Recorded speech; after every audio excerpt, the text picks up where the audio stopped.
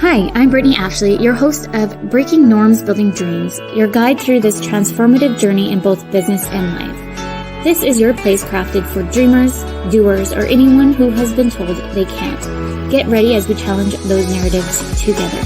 You're tuning in live to the United Public Radio Network, airing on 105.3 and 107.7 FM in New Orleans. We are streaming on all the popular platforms every Monday at 3 p.m. Eastern Standard Time. Join me for a candid and thought-provoking conversation celebrating your unique journey because you are worth it.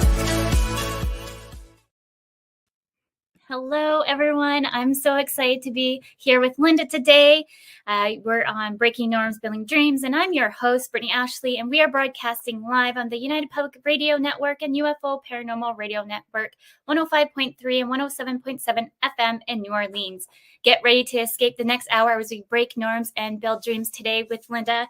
I'm so excited to have you. Excited to be here. Thank you. I'm so excited.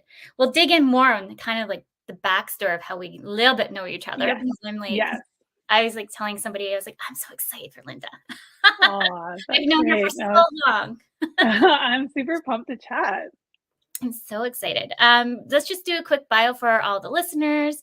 So Linda is one of Canada's top 25 most influential women in 2023. Congratulations, by the way, because I've seen that. Linda has championed underdogs and dreamers.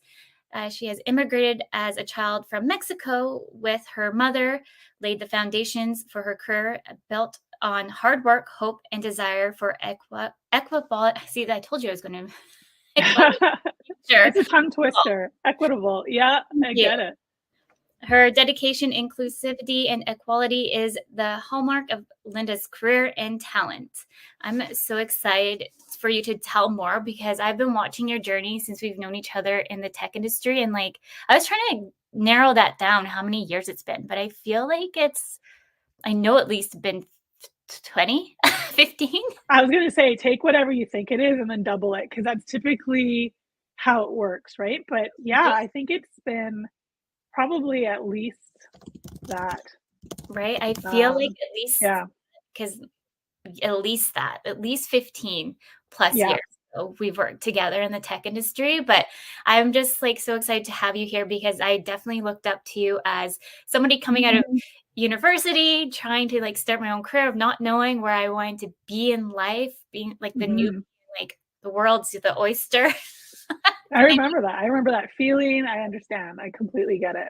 So yeah, I'm so excited to have you talk to the listeners about your journey, because it's been an amazing journey that I've seen, and kind of dig in a little bit more on Joni, where you're working now as a co-founder, and so much more. So maybe let's dig in on your background a bit more, and while I type to everybody else to put in their questions, because they might have questions for us.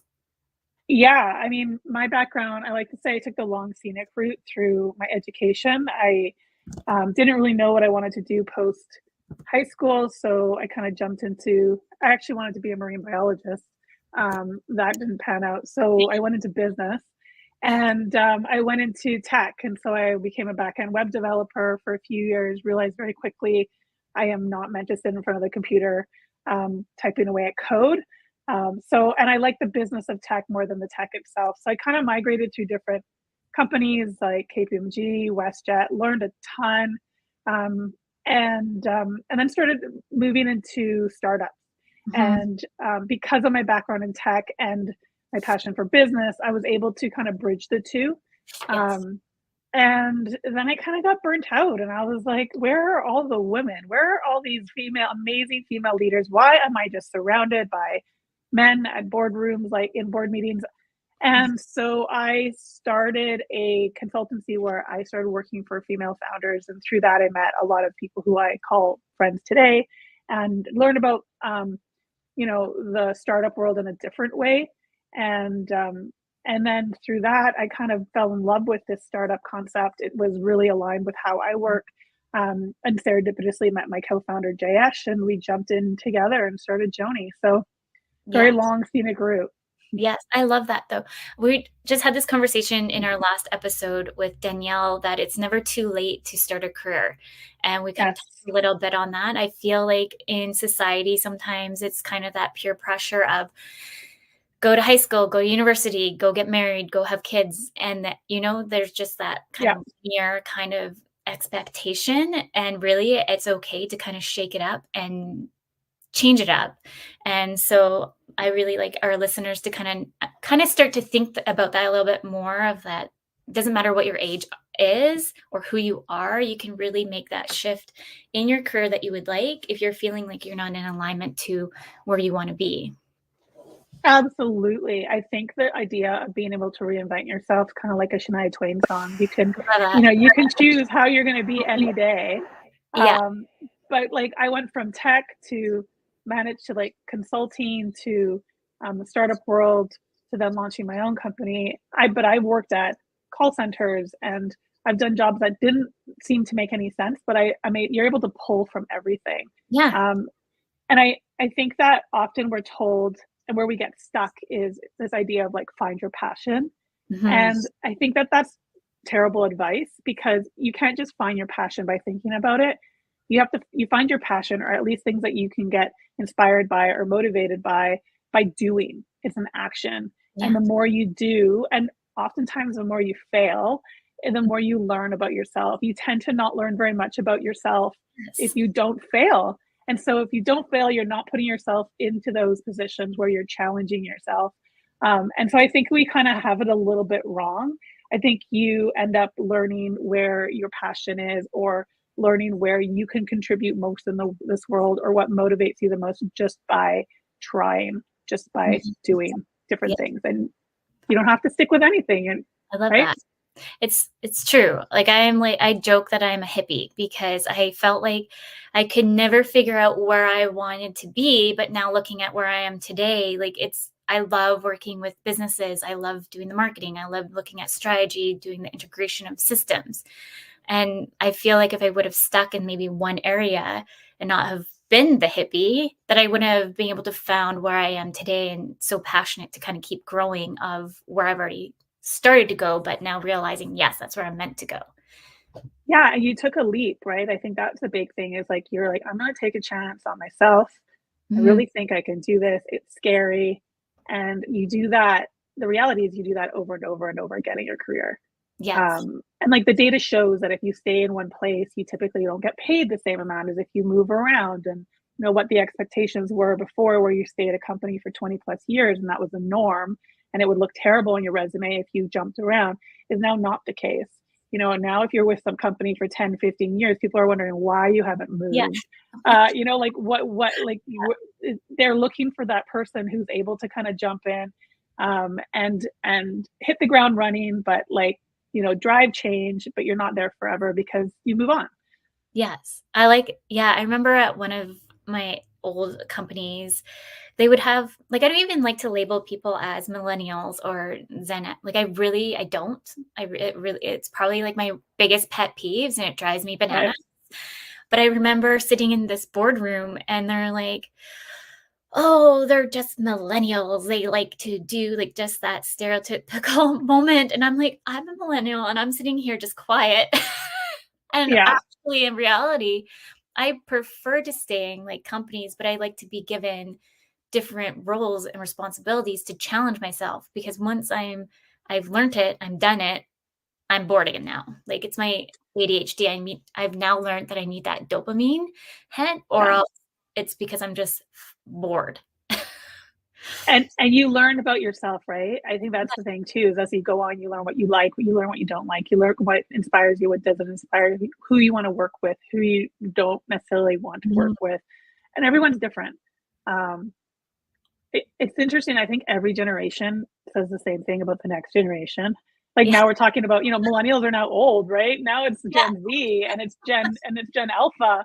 And they're the ones that are, and I think each generation brings their own insight into our ways of working. So COVID definitely moved us forward on the remote side of things, but the way that we work and operate, the traditional 9 to 5, 8-hour work week, 40-hour work week, not to say that I don't work 60 plus hours because I have a startup.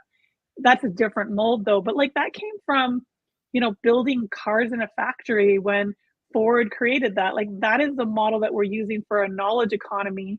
And it's not necessarily the best way for us to work. And what I think these new generations are teaching us is we can do things differently, and we can be successful when we do things differently. And I really like that approach. I really think it's refreshing.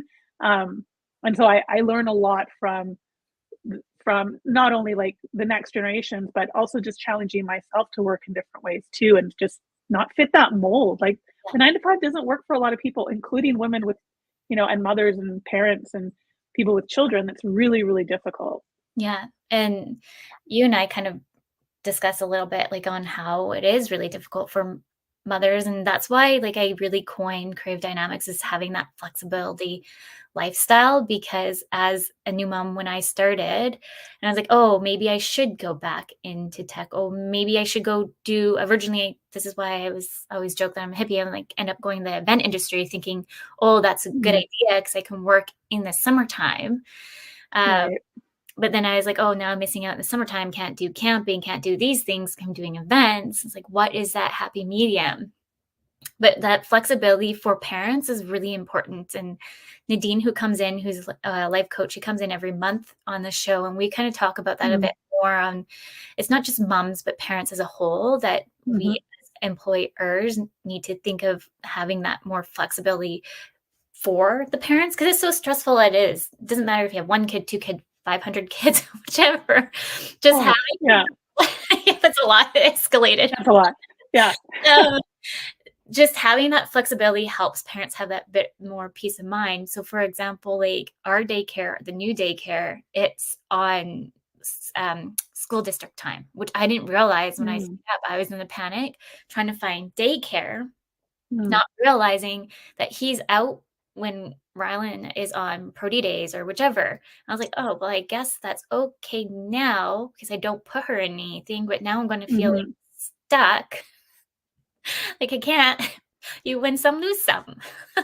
Yeah, it's tough. I mean, I remember dropping my girls off in the morning at before school childcare.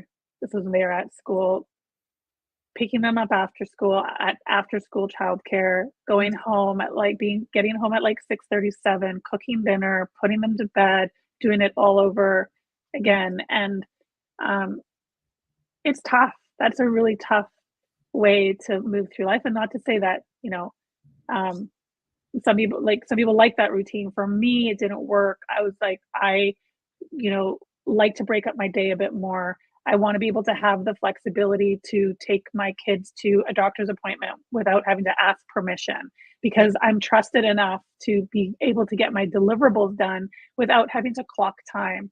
And I think this idea of clocking time is lazy leadership, lazy management. It shouldn't matter whether it takes you 4 hours or, 2 hours. If you do the job well, then you should have the flexibility to work the way that works best for you. I love that. It's true. And I feel that I'm hoping the ways of the world that we're still pushing more that direction. I think COVID has helped a little bit for sure to bring us a little bit forward thinking a little bit more there. But there's still a lot of change, I think, that needs to happen for sure. But at least we're one step. We're getting there. Yeah, we're getting there. At least remote work isn't like people don't look at you like you have 3 heads that you're like, what? Yeah. Oh, people get it. People get it now. Yeah. Yes, I love it. Maybe let's talk a little bit more about Joni, because we briefed it, but tell all the listeners about Joni, and you've kind of briefly said that your storyline led you to Joni, but maybe you can kind of hit of what Joni is, and then the approach of building and scaling Joni, of your background. Yeah. So Joni is a 21st century period care brand. So I often say that because a lot of the products in the industry now haven't changed in 30 plus years. There's been very little innovation, both on the personal side, the products that I use, and the commercial side, the products that we see in bathrooms, in public spaces. And so we launched Joni in 2020. And one of the big realizations I had when my co-founder and I were chatting about this idea of starting a period care brand was that I had menstruated over 300 times in my life at that point. And I resonated more with, my Allbirds, the shoe brand, or a, Yeti water bottle company than I did with any period care brand on the market. And I was like, why? This is like such an intimate experience that roughly 26% of the population has every single month. And we are kind of forced to buy these products that have been around forever. We're still being sold, ads with women playing tennis in white shorts. We are still seeing like really cheesy empowerment slogans on tampons, like that's going to change our lives. And so I was like, we can do better. And we can do better with the accessibility point.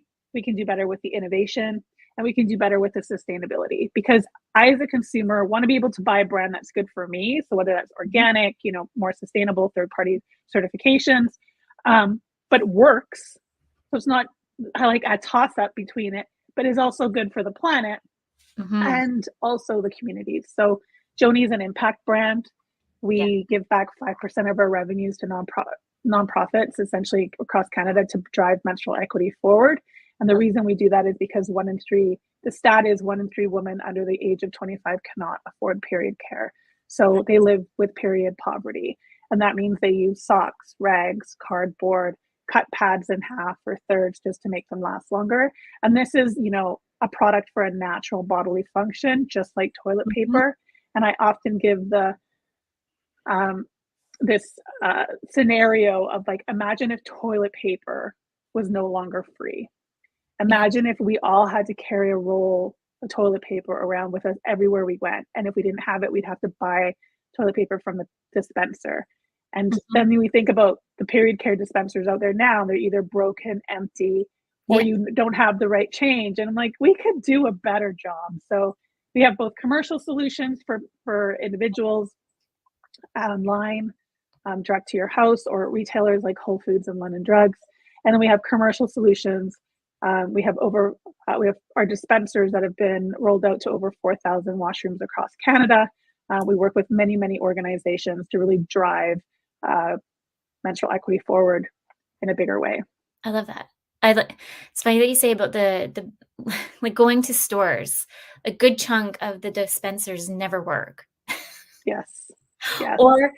Or they're out of stock, or like even with they have the same products. Like they have the same product that have been in the dispensers for over like that 100 that years. pad in the box has not literally not changed. And like nobody wants to use it. This is like, it feels like an encyclopedia set. So you're like, why can't we do a better job here? It's got so much waste. It's insane to me. Like there's other industries that would never put up with that, but yet in this industry we're like, oh, just grin and bear it, just deal with it. Yeah. No, I love the initiatives and what you've already started. I've been watching your journey since day one, so I know it's significant. Thanks, Rickman. So I know you've been making waves. Are you here, just so the listeners know, can they purchase products here in Canada and the US, or is it Canadian specific? Yeah, so you can purchase us online in Canada and the US. So we ship to homes across Canada and the US. We are available in about 600 retailers in retail doors in Canada, but we have a very small footprint at the retail level in the US. We have a store locator on our website. So if you want to see if you can buy us in the US, I would suggest going there. But we're growing. We're definitely growing, and we'll be moving into the US market in a bigger way next year. I'm so excited for you. Because you also was it just London Drugs that you got into? No, I get confused. Whole Foods. Whole Maybe. Foods was, Whole Foods took us 3 years to get into. I knew I'm a brand nut. And I love Whole Foods. I love the Whole Foods experience. I love just like walking around, looking at all the packaging and like seeing how everyone's doing things. And Whole Foods was always like that one retailer for us. There's only, I think, like 12 locations across Canada. I should know this, but I think there's about that. So there's not like huge volumes in terms of stores, but it's just so well aligned for us. So I was always visualizing Joni on the shelves, but it took us 3 years. It took us two years of no's until finally they said yes. So now we're on there. It's doing great, and you can find our full lineup at the Whole Foods across Canada. That's amazing. And for anyone listening, never take no for really the answer. Just keep being persistent. Because I find like Exactly. when you're building a business, you're going to get so many no's. And Yeah. it's just if you have that passion and drive to move forward, you just need that one yes to get your foot in and start building that extra momentum. Yeah, it's really hard to do. You hear so many no's Yeah. as a business owner, the startup world. And you're also convincing people of an idea that they don't like they might not believe in, they may not see, they might Mhm. not understand. And so I've learned a lot about how I frame it and can help me and how sharing a personal journey really helps in the sales process too. So it's not just about the products. I've learned a lot. Yeah. Yeah. You learn as you go. I find a I lot, do. there's a lot of competition out there, especially for females, I believe, women in business. And I'm all about let's collaborate than compete, because I think there's room for everybody to grow. And if we have that mindset, it's just we need to really switch it as a collective, or else we're just going to be building that negative environment. And I'm not about negative environment. It's all about the energy that you put out there, and we're all going to be able to cultivate what our passion is. Oh, absolutely. I mean, it's a abundancy mindset, right? Versus a scarcity mindset. Yeah. So a scarcity mindset is there's this much of the pie, and if they take that much, there's less for me. An Mhm. abundant mindset is not that mentality. It's that if I win and I bring you with me, then it's a bigger impact.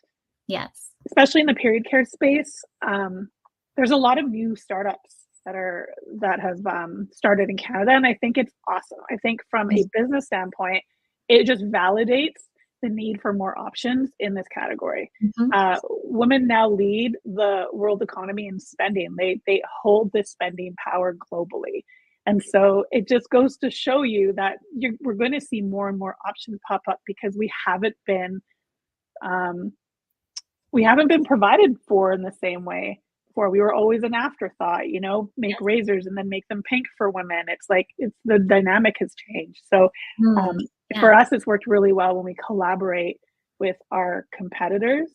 But we think of it as we're doing better for the industry as a whole, and that means a bigger chunk of pie for everyone. Exactly. Like the virtual assistant world is so competitive, and Yeah, I imagine. I'm all about let's work together as two separate companies if we have the same kind of vision of woman empowerment, then that still should be our collective coming together and put on an event that supports women in business, or let's do X, Y, and Z. Like I'm always trying to challenge how we can come together and support each other. But I find it's just like any other industry too. Some people are just like, no, competition, let's not. And it's like, well, really, we should let the people choose too who they want to work with. Yeah, exactly. There's different reasons why. And you have differentiating points, and Yeah. that will help people decide. And um yeah, I think it's a mindset that a lot of people struggle with, but also a lot of people are doing really well with the collaboration piece. So I lean into wow, that's amazing. When I see a collaboration piece of what would be two competitors, I'm like, that's pretty incredible. Yeah, I love seeing them come together. I think Yeah. it just helps move our mindset a bit more towards the collaboration piece than competitive. I remember when I was in university, when we had to create a list for marketing, and marketing's like, what's your niche? What's your target? Hmm.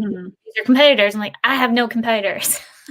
They're like, that's just a weird way of thinking it. Yes, you always have some level.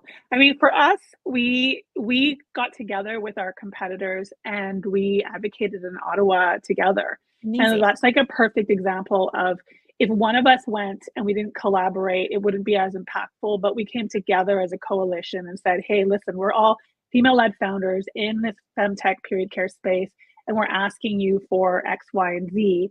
And they coming together as a group, we got way more traction than if we had just gone on our own. And that's just one example of how it makes sense to collaborate. Yeah, So I'm always up for it. I love that. I love that. As a woman in business, can you tell any of the listeners what kind of challenges you faced along the way?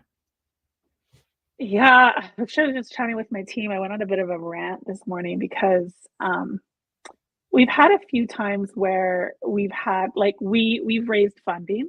Mhm. We've struggled with that. I mean, the statistics are not working. Like it shows like it's not easy to do in general. But as a female founder, my co-founder is a person of color, and we're already there's a lot of barriers in this space for that. Less than 2% of VC funding goes to women-led startups. But I, have an optimistic mindset. So we're out there raising, and sometimes we would get these terms where I'm like, do they think I just don't understand anything? Like these terms are almost predatorial. Mm, And like I would be giving away a lot of my business yeah. if I had moved in that direction. The other thing I find is banking. Banking is built on a very antiquated, um, unequitable algorithm. I mean, it wasn't until the late 80s when women can actually take out loans on their own without their husbands co-signing. So So like we're true. talking about Yeah. an algorithm that is still exists, and they're trying to make it work for this modern world where we're trying to be more equitable. And so one example is like I wanted to take out a line of credit without a personal guarantee. Mhm. And when I'm on a Slack group with other founders, and I asked a lot of the male founders, I'm like, what, like, do you personally guarantee it? And I would say most of them were like, no. And Mm, then I asked the female founders, and they're like, yes. And so then I was like, okay, that's interesting. And one of the founders, the male founders, reached out and was like, listen, this is what I do.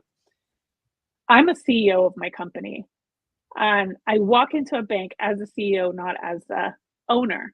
Because if I got hit by a car and they had to hire another CEO, that CEO is not going to personally guarantee this loan.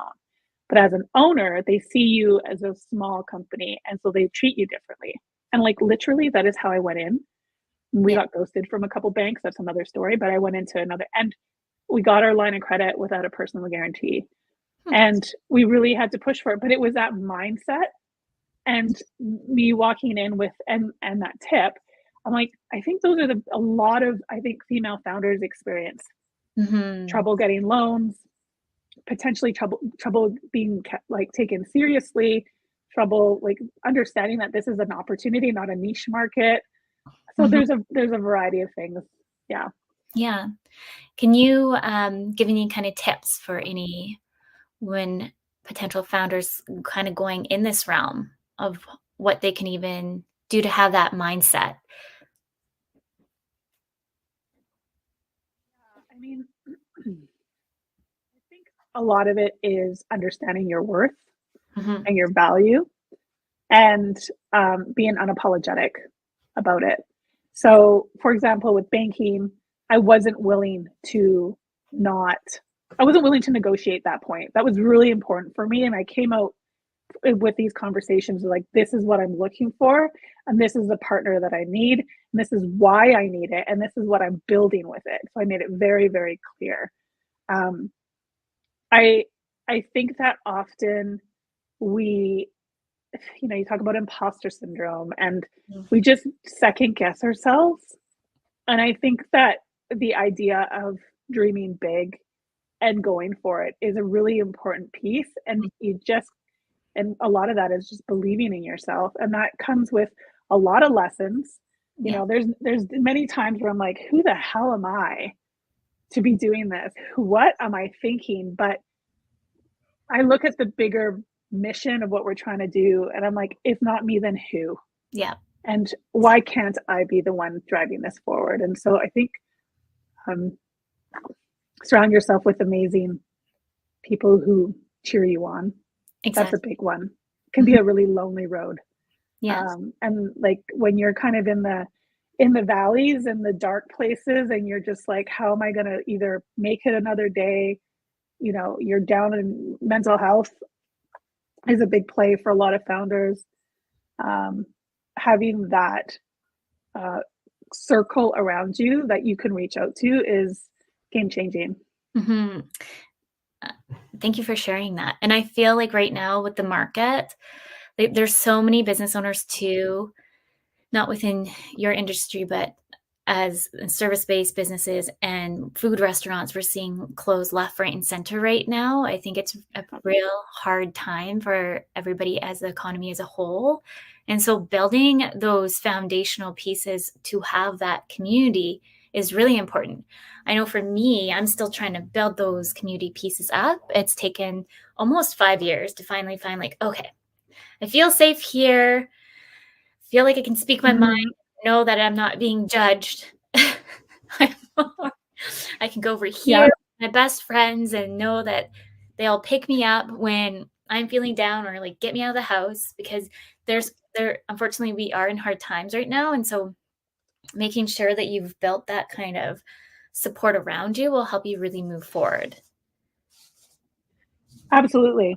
Yeah, it's so important. hmm We're already at 30 minutes in, so I'm just gonna let for those anyone listening, you're listening to Breaking Norms, Building Dreams. We are on the United Public Radio Network, UFO Paranormal Radio Network, 105.3 and 107.7 FM in New Orleans. Let's see here. Oh, and here's a comment. And knowing it's temporary and staying positive, 100%. I find too sometimes you can get in that negative headspace and trying to get out of it can be very hard. But seeing some kind of some light at the end of the tunnel and being reminding yourself those positive affirmations will help you and what your biggest dream is too, like you mentioned, like if you're not going to do it then who will.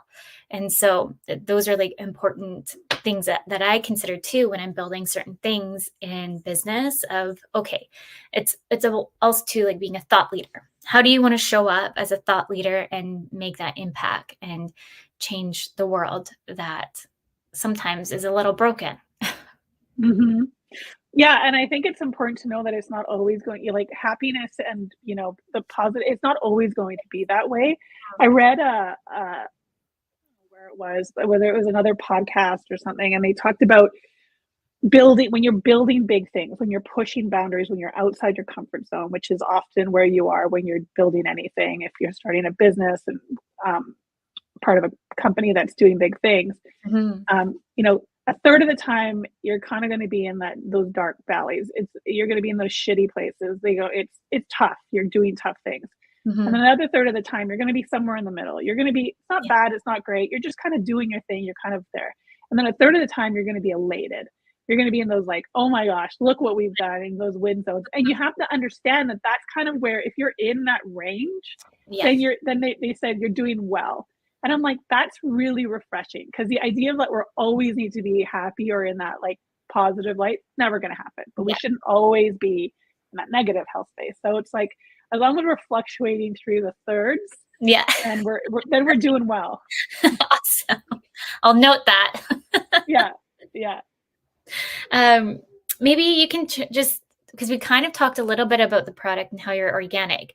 Maybe you can share a little bit more about Joni and how the pieces are built a little bit more so anyone can understand. Like, you don't have to go full into the ingredients, but just for anybody kind of listening of like, oh, yes, I've been looking for products like that. That's different than anybody else.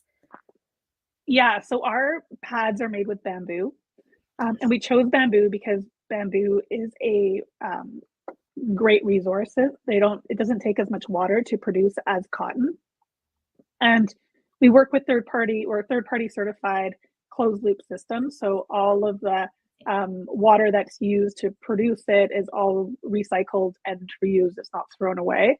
And bamboo is naturally antimicrobial.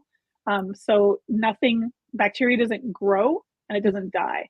So it's a completely neutral environment. Cotton is not a neutral environment. So if bacteria grows, it can live in that environment. Mhm. Um, why that is important is because when you're talking about a very sensitive area, you want to be able to have breathability and absorption. And you want a neutral environment so that you don't get those rashes, that irritation. So, what Mhm. we often hear with Joni, and this is why we call it game changing period care, is because we often get people who are like, oh, I don't use pads. Pads always give me like a rash. And so I had one person, actually I was in Toronto, and I often give out samples, and this woman, lovely lady, was in, she was cleaning, like coming in to clean the hotel room I was staying at. And I asked her, like, would you like some samples? And she's like, oh, I don't really use pads. This is why she would get rashes. So I gave her some, and she's like, just if you want to try it, here, or give it. She had daughters, so she was going to give it to them. I was there for 3 days, and on the last day, I was leaving to go to the elevator to check out. She comes running down the hallway, and she's like, she has tears in her eyes. She's like, I just have to tell you, I got my period yesterday. I've been using the pads, and I have not gotten a rash. This is the first time in like 10 years that I've been able to use pads. And it just gives her another option. And I actually took a photo, gave her a big hug. And that's just a perfect example of, like, for me, period care should be about choice, about bodily agency, using what works best for you. And so our pads just give you that option without the extra irritation or the chemicals or the fragrances or anything that's going to irritate you. And then our tampons, it's getting over a cold. Our tampons are 100% organic cotton. So with tampons, you can't, bamboo would be great, but bamboo is super absorbent. And you don't want super absorbent when it comes to tampons, because you want, TSS comes with absorbency, toxic shock syndrome. So 100% organic cotton tampons. And we really build a lot of education around non-applicator tampons, which are also called digital tampons. Okay. Digit meaning your finger digit, not like a digital digit. And so our tampons are non-applicator, so there's a lot less waste. And so those are making them more available in Canada. For whatever reason, non-applicator tampons were not very readily available. So those are our two consumer products, but we also have the most innovative dispensers globally. We have commercial dispensers that dispense product without any unnecessary packaging. So it's just the pad and the tampon. We are the only dispenser in North America that can dispense non-applicator tampons, which reduces waste for an organization and keeps costs down. And our dispensers provide facilities teams with the ability to see which dispensers need to be refilled, which goes back to our mission of making period care accessible to everyone and not having empty dispensers. And so both our commercial and our consumer products make this turnkey solution for a lot of organizations. I love that. And I didn't know that about bamboo, by the way. Learn something new every day. Well, I often talk, like, people, like, you have like you have pajamas that are bamboo. There's a lot of t-shirts you can get are bamboo, sheets that are bamboo, and they're like the softest, most amazing like materials. And so that's essentially like what our pads are. They're just incredibly soft. That's amazing. And I'm so happy for that lady to find like a product that fit well for her as well. And that's the thing, is that we as consumers should be accessible and have the option to choose what is right for us. Because just like if you can think of food, I might be allergic to dairy. So it's nice to go and have those options that I can at least go enjoy cereal or whichever, something in my coffee as a replacement. But with any kind of the product lines for periods, it's really limited. Like, for example, Always, like I've always known them. Like, and it's just kind of like time clocked in, though. It's like I've known them for like 100 years, ever since I've ever had my period. So it's just kind of like, it's just like natural place to kind of consider when you're just like going out to the store. So it's nice to have more options that are accessible to us. Yeah, exactly. And accessible meaning the price point isn't like so much higher than a conventional brand. Our wrappers are compostable. You can put them in the compost. They're BPI certified compostable. So from, if you're at home and you want to put this in your home compost, you can. And also a big part of our values is this idea of bodily agency. So when it comes to period care, there's typically a hierarchy. So at the top are like cup users, and then you got like tampon users, then you got pad users. And cup users it's great, but not everyone can use a cup. Our bodies are different, right? And sometimes when I'm traveling, I don't necessarily want to use a cup. Sometimes I want to use a tampon or a pad. And so what we're trying to do is say it's not an either or. If you use a cup, it doesn't mean you can't use anything else. you're building a solution for yourself every month. Some months I really want to use pads. Some months I want to use my reusable underwear, which we're coming out with, by the way, later this year. That's Sometimes, sometimes I want to use a tampon if I'm going swimming and I'm training. Like it just, you get to choose what works for you unapologetically, because this is your body. So we're just trying to make the most innovative, sustainable options for people who menstruate. I love that. For the underwear, do you get it kind of produced here in Canada? Whereabouts are you getting them made? So we get asked that question often. And the unfortunate thing with manufacturing in Canada is that it takes a lot of capital to do. And there's the investment climate in Canada is very risk adverse. Yeah. Our raw materials are not here, so we'd have to bring them over from overseas, which adds another carbon footprint. Yeah. And then people are not willing to pay $50, $60 for either, like we often get if our pads or tampons are manufactured here, and that would increase the cost significantly. Yeah. And so we manufacture overseas, and we have really great partners. For example, our tampon partner has been in business for over 100 years. Oh. So they have been creating these incredible, very sustainable products for over 100 years. And we have a really, really close relationship. I've been to the manufacturing facility in Europe. I've chatted with our partners, so we have a very close relationship with them.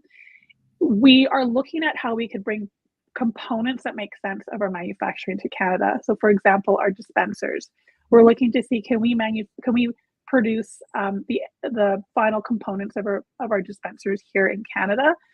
I would love that, but it's just a bit of a longer term strategy for us. Yes, I love that. But that's something just so everyone is aware of. Like the cost here in Canada like I've met other companies, consumers. She's actually longer in business anymore because she was trying to make it built here in Canada, but the extra price tag and then having to leverage things up and the return on profit too. Like you have to look at it as a business as a whole. It's not that you want to sustain within Canada. It's sometimes, unfortunately, we just can't. And with those particular pieces.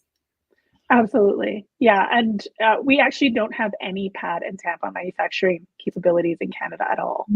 Okay. There's zero pad and tampon manufacturing being done in Canada. There used to be, but they pulled out because the price point couldn't get low enough. There is some in the US, but it's not necessarily organic as far as I'm aware. So the majority of the organic manufacturing is being done overseas. Yes. Yeah. For menstrual equality, what is if you're thinking in 10 years from now, let's say that, what would you like to see? Well, I actually state that I believe menstrual equity is possible in Canada in the next 5 years. Yes. And we're seeing movements in that direction happening now. So as of December 15th, 2024, all federally regulated organizations have to provide their workers with free pads and tampons. So that's banks, airports. There's a whole list of federally regulated organizations. Provincially, that's moving forward in each province. BC is kind of leading the way in that in many ways with our period poverty committee that's being driven by Nikki Hill. She's a huge advocate in this space, but the provincial government is looking at how do we make bigger strides in menstrual equity in our province. And private organizations across Canada are seeing the value in bringing in period care. So 87% of people who menstruate get caught off guard. 37% of them will miss out on school and work to go find a solution. That's lost productivity. This is happening to your team. So by bringing in period care, you're supporting your team and making a statement that equitable workplaces are important to you. So for organizations that have, UN sustainability goals or DEI initiatives, this is a no-brainer for them. So I strongly believe that period care will be accessible just like toilet paper in the majority of places that you go to. And so there won't be a scarcity issue in Canada. And we've seen that happen in other countries. Ireland has moved forward with it in great ways. And what Ireland did, which I think was really, really cool, is they moved forward with it and then worked with a lot of their local startups in the country to drive that forward. So as a Canadian startup, I really want to be able to see that happen in Canada as well. That's amazing. I didn't even know that. That's awesome. Yes. And let's make that happen. It's needed. Yes. It's There's needed. no reason not. Yeah, No. it's possible, it's easy to do. And for the most part, we've seen like such incredible support with the organizational partners that we work with moving in this direction. There's very little resistance. As soon as they're aware, oh, like, of course, like, why wouldn't we do this? Then Yeah. it's just a matter of, okay, how do we get this rolled out? And we're totally there to support and make that happen. I really love that. And I feel like just as a woman, when I would go work in a general 9 to 5 and just going into the office and be like, "Oh, no, like, what do I do now? Like, this is awkward." Like Yes. Or like the fact that you have to hide your tampon while you go to the washroom, Yes. or, like those kind of things. I'm like, can we just get away from that? Like, we don't have to get in the history of feminine hygiene, but the word feminine hygiene is a euphemism. It's a made up word that marketers created in the late 1800s to get around what's called the Comstock Act, which prevented anyone from talking about reproductive health, contraception, including menstruation at the time. That was around for 90 years. That's crazy. So you could see how our mindsets around like menstruation have been um, changed through marketing, through this idea of feminine hygiene. That was the first time that hygiene was even, like, menstruation and hygiene were even connected. Yes. And there was a lot of shame and stigma that came out on ads at the time, talking about like um, how women can protect their dainty feminine allure was through feminine hygiene. Like, these were words that we got used to, and even into the 80s and 90s, we're still seeing ads about how, like, it's shameful if you're not, like, looking after yourself. Mm. So I think that it's really important that we change our mindsets around menstruation and look at it as a very natural and normal part of life for both people who menstruate and non-menstruators. And so by bringing these conversations into the light, by showing products in our washrooms, Yeah, that's what's going to change the narrative in this space. And so we're just going to embrace menstruation as a natural, normal thing because it's how we all got here. exactly. 100%. And just, like, even thinking, like, when I was in, like, high school or anything like that, like, even, like, it's probably taken me till after kids going to the Mm. store and being like, "Oh, I have to buy tampons and pads, like, this is embarrassing. Just throw it in there and maybe buy a few things to cover it up." Kind of like that's how I used to think, and it's taken, like, such a long time to be like, "No, just need to go in to get some tampons." Like, Yeah. right? There's a report that came out by Women in Gender Equity Canada in 2023.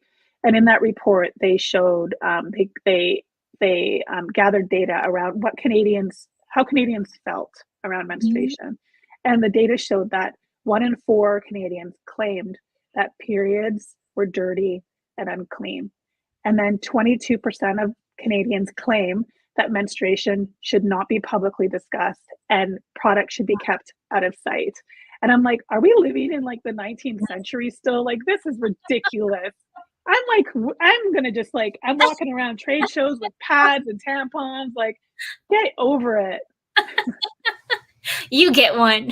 And you. Totally. Yeah, you get one. You get a pad. You get a tampon. Yeah, it's Uh, time. It's time. well, I think it's too, like, maybe to how you're kind of, like, brought up as well and how maybe it was presented, so it's just kind of like the little bit of, like, the scarcity piece could be how you were raised in some kind of capacity as well, or how that was brought forward or educated to you. So I think it comes so because I know we have kiddos, so it's just nice to kind of have like kind of that back in the brain of like, okay, it's not a scary thing to talk about. Let's be open about it. Let's go down the aisle and you can wave it in the air, whichever. Yeah, it's totally normal. We have pads. I mean, we're obviously, I'm the founder of a period care brand, so we have pads on our toilet, so that when everyone comes to visit, they see it, it's available. My girls have it in their backpacks. Their friends will be like, "Oh, I need a pad. I'm out." They'll give it to them. We provide it to their schools. Um, but you're right, like how you're brought up does play a role. I mean, my mom's from Mexico. I grew up in Mexico. there's a lot of stigma around tampons as an example, and like how that, relates to your virginity. And so you want to make sure you use the smallest tampon, and that's still a reality for many. Yes. And I think the important part of menstrual equity, not only access to products, but it's education around your menstrual cycle and what's best for your body, and like facts and what's true and not true versus, the narrative that we've been fed for a very long time. Yeah. Yes. I'm just looking at the time. We're almost at time. Do you have any tips for any entrepreneurs who are also parents, how you balance it all? I mean, I'm married to a very, a feminist man and a very progressive man. So we share everything. And I think that there's no such thing as 50-50. He just brought me lunch because he knew I needed to eat. And I've been down here on this call. And so we share things equally. I think like life partners are really, really important. And so that's, an important piece. I don't know. I don't really talk about balance. I think you kind of do what you have to do. I think one of the most efficient people I know are parents, because they have to balance, their kids and their work. I'm learning to find better boundaries. I love to work. I love what I do. I see the impact in what I do. So I put a lot of hours in, and my girls are teaching me like, hey mom, pull back. Like, this is what I need from you. And I'm listening. Right. And my husband says the same thing. So I think it's important to listen to family. Family is an important value of mine. And I think it looks different for everyone. So like what works for me is, we have a family movie night on Friday. That is like my non-negotiable. If I'm in town, I will spend that time with them. They can bring friends over, but I'm there and I'm showing up. And so like what works best for you, and that looks different for everyone. I love that. It's so true, because just like no business and how it's built is the same. It's all unique. So just like family, it's all unique. And so having that general, what that looks like, you're really going to have to kind of mold what works for you as a family, as a whole. Yeah. And I think it's important that we ask men this question too. Like, how are you balancing kids and work? Right. Because oftentimes women get this question, but I'm like, this is a question for everyone. It's true. But oftentimes it's always the women that get asked, like, how do you balance family and work? I'm like, well, this is, my husband and I believe that this is how we get it, how we make it work. Yeah. Yes. It's so, I know like my husband downstairs probably already made me lunch, for example. And it's just once we've created that communication path as a whole, it's just, where to step in, where the other steps in, but also having that communication too along the way as things change. Absolutely. And I mean, startup life is, and running a business, everyone is a part of it in your family. Like it's really hard to have hard lines between family and work. So it's really important that there's that open communication. And I brought my kids to a work event last week, and are really trying to get them involved, because I think it's a good opportunity for them. My girls are 14 and 12, to start early. Like, I put myself out there. They saw me do a TEDx pitch and I didn't get it, and that's okay. And they were part of that, and they saw how I dealt through the rejection, but also put myself out there. And my hope is that I could be an example by doing and showing them how I'm not perfect. I'm perfectly imperfect, but we can move forward with that. I love that. We're pretty much at time. Is there any last? God, that was fast. I know everyone's like, that was so fast. I was so stressed out. I hopefully made it fun for everybody. Any last thoughts for anybody listening? Maybe just touch again on Joni. I have the website on the banner right now for everybody listening, watching, to come to the website to learn more. Yeah, I mean, we're big. I would love for them to, reach out on socials, get _Joni at most of the socials, Facebook, Instagram. We're mostly active on Instagram, but, comment on things you want to see. And we got a lot of product information there, but a lot of our story as well. And then our website is 𝑬𝒑𝒊𝒔𝒂. We're actually just launching a new website in a couple of weeks, which I'm really excited about. because it tells our bigger story. So check us out there and say hi. I'm on LinkedIn as well, Linda Biggs, if you find me there, and I'm always engaged with folks, and I love to share people's stories. So if you have a period care story, reach out. We'd love to share it. Love that. Well, thank you, Linda. Thank you to all our listeners, those within comments, to the United Public Radio Network and the UFO Paranormal Radio Network. Next week, please come in and chat with us and listen to Megan. We're talking about real estate investment and more business development. So with that, until next week, please remember your journey is unique and your worth is unquestionable. Thank you, everyone. Thank you, Linda. Thank you.